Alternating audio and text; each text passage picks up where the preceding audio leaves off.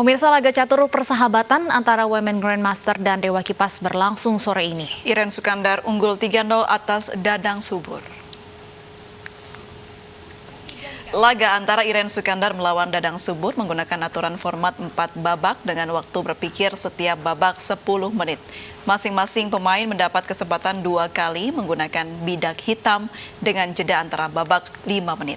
Pada babak pertama, Iren Sukandar mendapat bidak putih sehingga mendapatkan kesempatan memindahkan keempat. Pada pertengahan babak pertama, Women Grandmaster Iren Sukandar berhasil mendominasi pertandingan karena sudah terbuka dan unggul perwira. Sementara Dadang Subur alias Dewa Kipas justru membuat blunder pada pertandingan. Nama Dewa Kipas viral di dunia maya usai mengalahkan pecatur dunia Levi Rosman alias Gothamchus di ajang catur daring.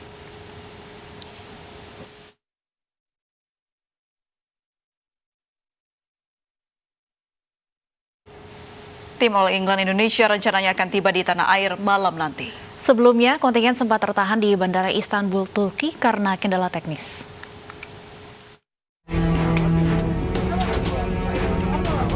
Kepulangan tim All England Indonesia ke tanah air terhambat.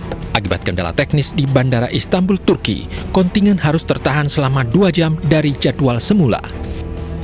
Kabar tersebut disampaikan PBSI lewat akun media sosial mereka Senin pagi.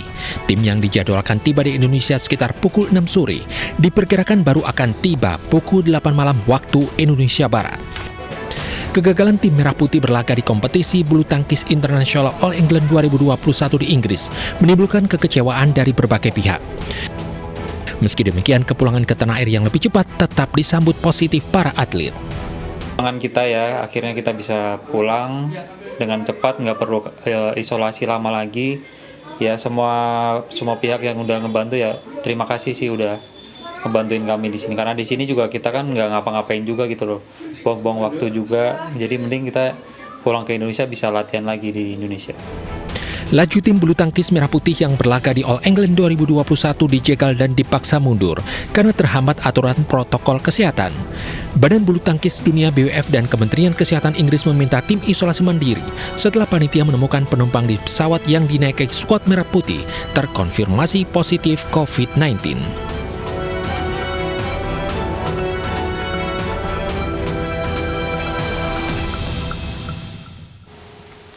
Geng motor yang beraksi di Pamengpek, Bandung diringkus polisi. Penangkapan berkat rekaman CCTV di lokasi kejadian.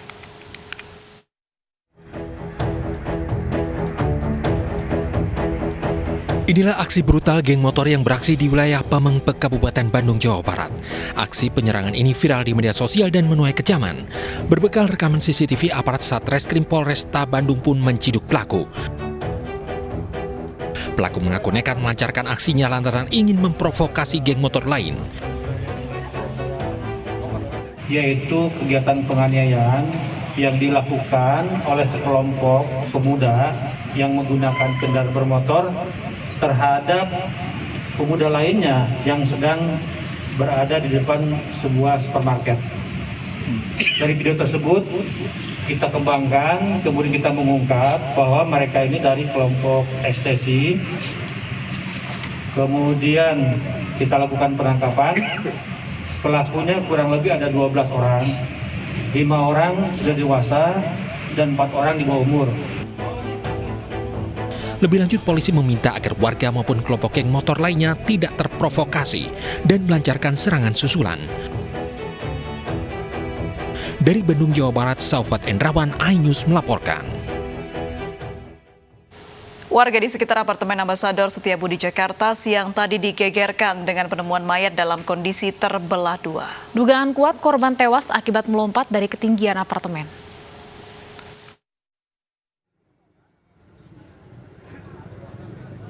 Potongan tubuh dari sesosok mayat tiba-tiba terjatuh dari ketinggian apartemen Ambasador Setiabudi Jakarta. Potongan tubuh bagian kaki jatuh tepat di belakang apartemen di kawasan permukiman warga. Warga sempat menyangka potongan tubuh ini adalah bagian dari mutilasi. Namun setelah ditelusuri, bagian tubuh lainnya berada di areal apartemen. Saat kejadian terdengar bunyi benturan benda yang keras. Saya ngeliat dari sini doang, soalnya di sini banyak orang tadi. Berarti sempat panik dong Pak pas itu Pak ya? Yang panik sih enggak, cuma saya kira tabung meledak aja. Oh, Pak itu kejadian dari jam berapa Pak? Pas jam 12. Jam 12. Pas sholat terawih. Hingga saat ini, tim identifikasi Polres Jakarta Selatan masih menggelar olah tempat kejadian perkara dan mencari keterangan para saksi. Dari Jakarta, Helmi Sajangbati, iNews melaporkan. Dukun pengganda uang yang sempat viral di media sosial di Bekasi, Jawa Barat akhirnya dibekuk polisi. Selama ini warga setempat mengenal pelaku sebagai ustadz dan sering menerima tamu dari Jakarta.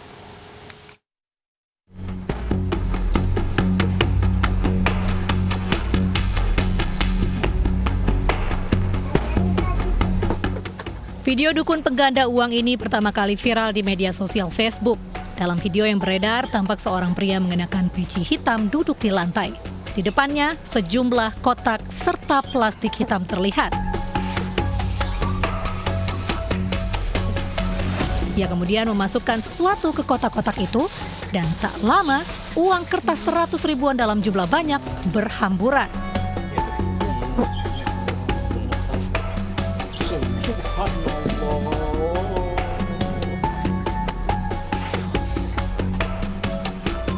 Seperti inilah kondisi rumah Herman, seorang dukun pengganda uang di Kampung Ujung Harapan, Kabupaten Bekasi, Jawa Barat. Rumah dukun pengganda uang yang sempat viral di media sosial kini sepi.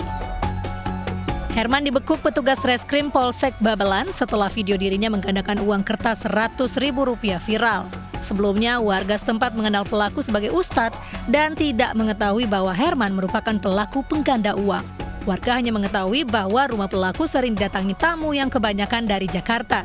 Kalau di wilayah saya sendiri sini belum pernah ada yang istilahnya dengar masalah tipu menipu, nggak ada. Kalau ini tamu dari luar semua banyak kan? Dari luar. Saat ini pelaku pengganda uang masih diperiksa polisi. Dari Kabupaten Bekasi, Jawa Barat, Didit Junaidi, iNews melaporkan. Sebelumnya, publik tanah air sempat dihebohkan dengan kasus penggandaan uang yang dilakukan oleh taat pribadi atau Dimas Kanjeng. Tak hanya terlibat penipuan miliaran rupiah, Dimas Kanjeng juga terlibat pembunuhan 2 pengikutnya.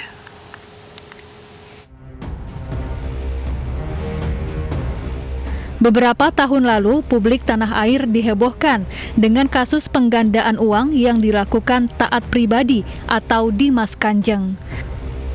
Pemilik padepokan Dimas Kanjeng di Probolinggo, Jawa Timur ini viral lantaran dalam sebuah video ia memamerkan tumpukan uang pecahan Rp100.000. Dalam video, ia mengaku uang-uang ini didatangkan secara gaib. Namun setelah namanya terkenal, Dimas Kanjeng justru tersandung kasus hukum. Ia ditangkap terkait kasus pembunuhan pengikutnya serta penipuan senilai 13 miliar rupiah terhadap salah satu calon korbannya. Setelah menjalani sejumlah persidangan, Dimas Kanjeng akhirnya divonis 20 tahun penjara. Tim Liputan iNews melaporkan.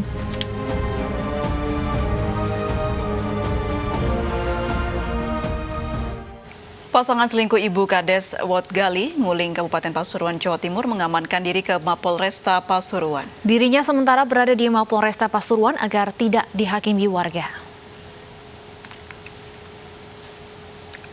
Pasca penggerebekan perangkat desa yang dipergoki warga bersama Ibu Kades dalam satu kamar di Kabupaten Pasuruan, Jawa Timur, pelaku masih diamankan di Mapolresta Pasuruan.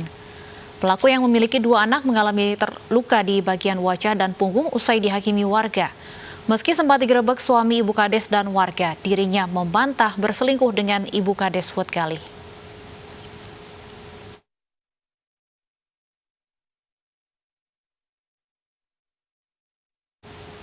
Sebelumnya, pemirsa, warga menggerebek Ibu Kepala Desa Wotgali, Kabupaten Pasuruan yang selingkuh dengan perangkat desanya. Penggerebekan berawal dari kecurigaan suami kepala desa yang kemudian memanggil warga untuk menggerebek istri dan selingkuhannya.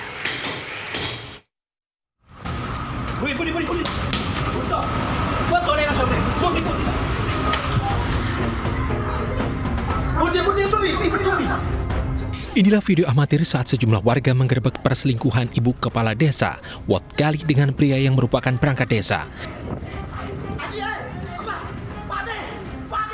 Pria selingkuhan pun lari kocar-kacir, namun upaya melarikan diri gagal karena tertangkap warga.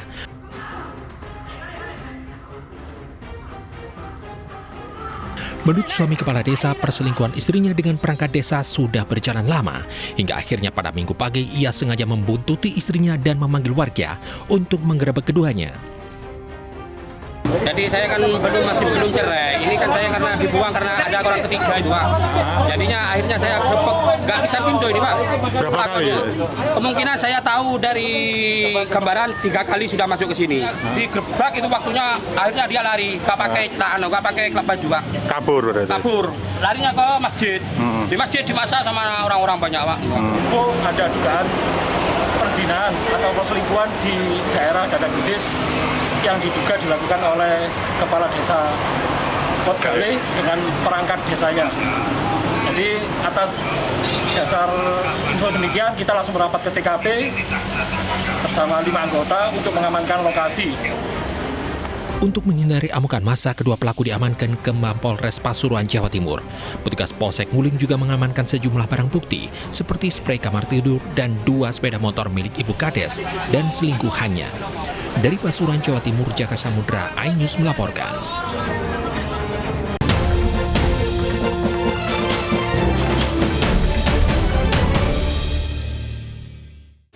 Pemerintah Provinsi DKI Jakarta memutar otak untuk mengatasi banjir yang kerap melanda ketika musim penghujan datang.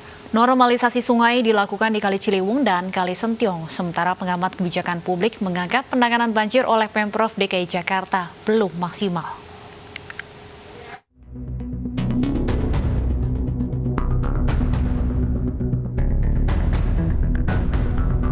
Habis hujan timbullah genangan. Mungkin inilah kalimat yang pas untuk menggambarkan kondisi ibu kota Jakarta belakangan ini. Intensitas hujan yang tinggi membuat sejumlah wilayah yang sebelumnya tidak pernah terdampak genangan atau banjir harus merasakan dinginnya air hujan yang mengendap karena tak terserap tanah. Pemerintah Provinsi DKI Jakarta pun memutar otak untuk mengatasi genangan dan juga banjir yang kerap melanda Jakarta ketika musim penghujan datang. Normalisasi sungai pun dilakukan. Namun muncul polemik di tengah upaya normalisasi sungai. Anggota DPRD DKI Jakarta dari fraksi PSI, Justin Untayana, menemukan keganjilan dari draft rencana pembangunan jangka menengah daerah, di mana kata normalisasi pada bab 9 dihilangkan.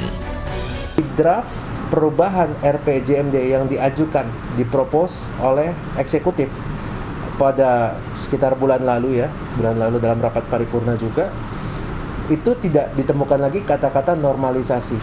Nah, memang kemarin ada jawaban-jawaban dari Balai Kota yang mengatakan normalisasi masih ada kok. Ya, masih ada di bab 4 tapinya. Hilangnya kata normalisasi dari draft rencana pembangunan jangka menengah daerah dibantah oleh pihak Pemprov DKI Jakarta.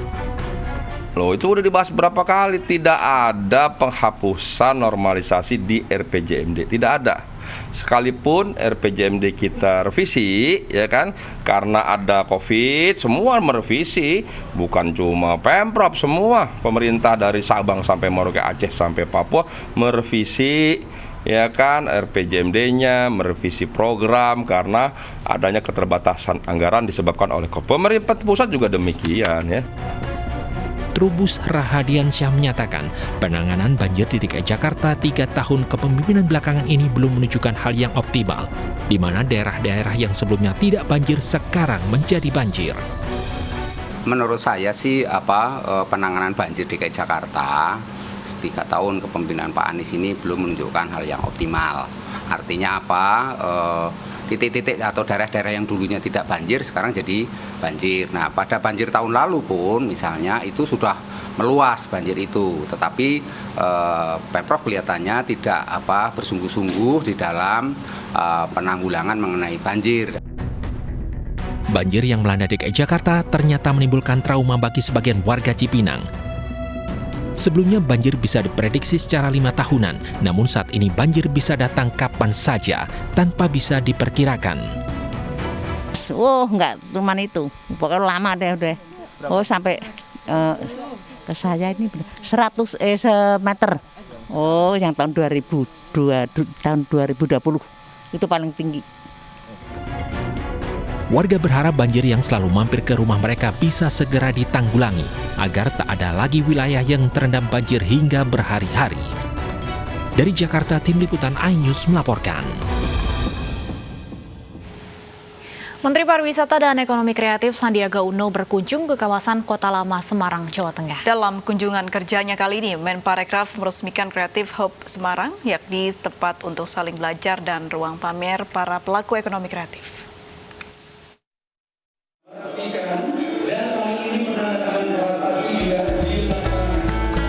Peresmian Creative Hub Semarang ditandai dengan penandatanganan prasasti oleh Menparekraf Sandiaga Salahuddin Uno, didampingi Wakil Gubernur Jawa Tengah Tatsy Yassin Maimun di kawasan wisata Kota Lama, Semarang. Sandiaga berharap Creative Hub Semarang mampu menjadi ruang bagi para pelaku ekonomi kreatif untuk mengembangkan produk-produk kreatif yang mereka pasarkan. Creative Hub Semarang merupakan hasil kolaborasi Pemprov Jawa Tengah, Kamar Dagang dan Industri Indonesia atau Kadin, komunitas di Semarang, dan Kementerian Pariwisata dan Ekonomi Kreatif.